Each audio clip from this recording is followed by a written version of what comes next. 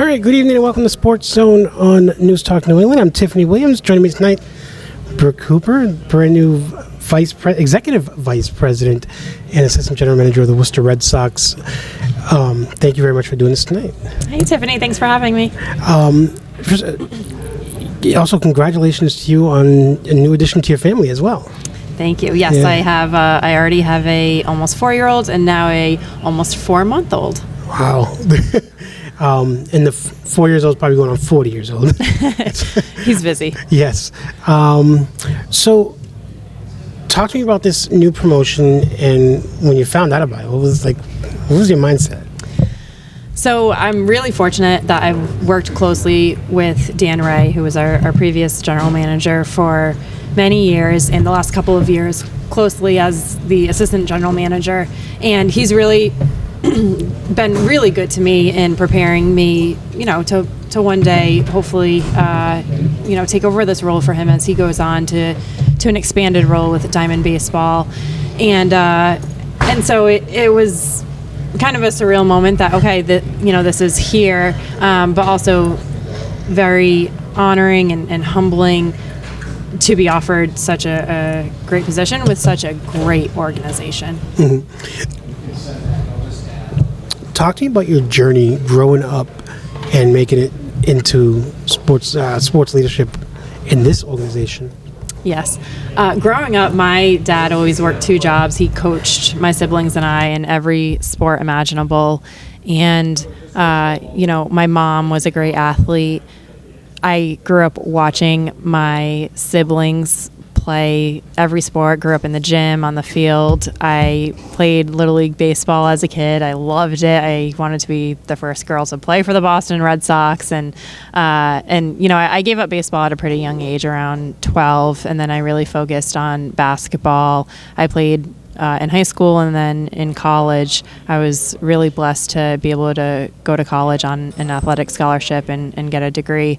I would say throughout my childhood, I really defined myself as an athlete and someone who loves sports, and it was something that always bonded my family and I together. And I think that's the beauty of sports, is that it makes you feel like you're a part of something bigger than yourself, and it just has a way of bringing people together. If you were to write a letter to your younger self today, what would that letter be like? I've been getting that question a bit lately, and I was joking around saying I would tell myself, hey, it's okay if you don't make it to the WNBA. You can still have an impact in the sports world. And I said it kind of jokingly, but I think that's pretty true. There are so many opportunities when it comes to sports that I think people don't realize. They see what's on the field or what's on the court, and they don't realize that you can have such an influence and such an impact in the front office, or as an athletic trainer, or whatever it might be. There are a lot of opportunities to contribute to a game that you love, even after you are done playing. The Worcester Red Sox, formerly the Pawtucket Red Sox, you're a Rhode Island native. What was that feeling when they said, hey, we're leaving Rhode Island?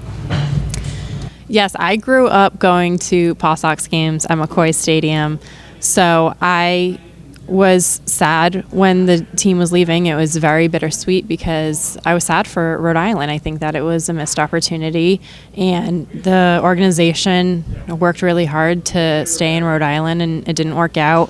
But I do think that, being in Worcester has been awesome. There's been so much support. Worcester has such a strong baseball history. Obviously we're so close to Fenway. And so it's bittersweet because personally I was sad, but professionally it's been a really wonderful opportunity. The Red Sox organization has a lot of women in leadership roles, especially the Woo Sox. How important nowadays is it to have women empowered in sports in leadership roles? Yeah, I think that all organizations are better when they have diversity among their staff. I look at some of the women that I've looked up to, such as, Raquel Ferreira at the Red Sox, or Janet Marie Smith who designed Puller Park. Kim Miner, who recently left us for a great opportunity to work for the National Women's Soccer League team in Boston. And we just wouldn't be as good without the impact and the efforts of some of these women. So, I think that it should be very standard that women are given opportunities that they've earned. But, I'm really grateful to work for an organization that has had so many great women and continues to have so many great women. Excuse me, sorry, my throat. But, I'm surrounded by amazing people in our front office every day and people who put their heart and soul into the community, into making a great fan experience, into making a great facility and playing surface for the players. And those people really inspire me daily. Is there any one moment or memory you have going back with this organization or just in life in general that you take with you every day? For me, I think it's really important to put life into perspective. I'm the mom of 2 boys. I have a great, great husband. And, I get to work in baseball. That's really special. There are a lot of hard professions out there. And it's truly an honor to get to work in baseball and to get to show my boys that I'm pursuing my professional aspirations. So I can't say that there's one moment, but when things get chaotic and crazy, especially before opening day, I really try to put things in perspective and have that mindset. All right. For Sports Zone here on News Talk New England, I'm Tiffany Williams, joined by Brooke Cooper, the brand new Executive Vice President and Assistant General Manager of the Worcester Red Sox. Brooke, thank you very much for joining me tonight. And remember, folks, you don't have to be perfect. Just remember to be yourself.